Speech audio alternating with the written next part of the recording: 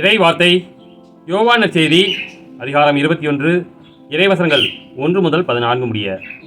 இயேசு தம் சீடருக்கு திபேரியா கடல் அருகே மீண்டும் தோன்றினார்.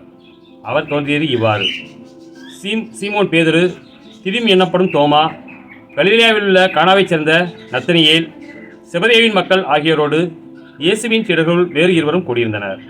அப்போது சீமோன் பேதுரு அவர்களிடம், நான் மீன் பிடிக்கப் போகிறேன் என்றார். அவர்கள், நாங்களும் உம்மோடு வருகிறோம் என்று போய் படகில் ஏறினார்கள். அன்று இரவு அவர்களுக்கு மீன் ஒன்றும் கிடைக்கவில்லை. ஏற்கனவே விடியற்காலை ஆகியிருந்தது. இயேசு கரையில் நின்றார். ஆனால் அவர் இயேசு என்று சீடர்கள் அறிந்து கொள்ளவில்லை.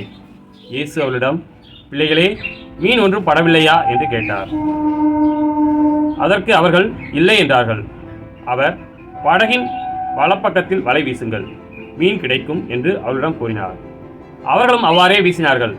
மீன்கள் மிகுதியாய் அகப்பட்டதால் அவர்களால் வலையை இழுக்க முடியவில்லை. இயேசுவின் அன்புச்சீடர் அதை கண்டு பேதுருவிடம், அங்கு நிற்பவர் ஆண்டவர்தாம் என்றார். அதை கேட்டவுடன் தம் ஆடையை களைந்திருந்த சீமோன் பேதுரு ஆடையை இடுப்பில் கட்டிக்கொண்டு கடலில் குதித்தார். மற்ற சீடர்கள் மீன்களுடன் வலையை இழுத்துக்கொண்டு படகிலேயே வந்தார்கள். அவர்கள் கரையிலிருந்து வெகு தொலையில் இல்லை, ஏறக்குறைய 100 மீட்டர் தொலையில் தான் இருந்தார்கள்.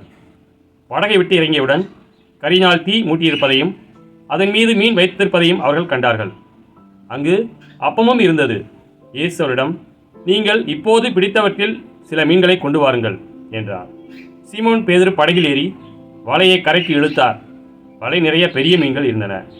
அவற்றின் எண்ணிக்கை 153. இத்தனை மீன்கள் இருந்தும் வலை கிழியவில்லை. இயேசு அவரிடம், உணவருந்த வாருங்கள் என்றார். சீடர்களுள் எவரும் நீர் யார் என்று இயேசுவிடம் கேட்க துணியவில்லை. ஏனெனில் அவர் ஆண்டவர்தாம் என்று அவர்கள் அறிந்து கொண்டார்கள். இயேசு அவர்கள் அருகில் வந்து அப்பத்தை எடுத்து அவரிடம் கொடுத்தார். மீனையும் அவ்வாறே கொடுத்தார். இவ்வாறு இயேசு இறந்து உயிருடன் எழுப்பப்பட்ட பின்பு தம் சீடருக்கு இப்போது 3ஆம் முறையாக தோன்றினார். கிறிஸ்துவின் நற்செய்தி.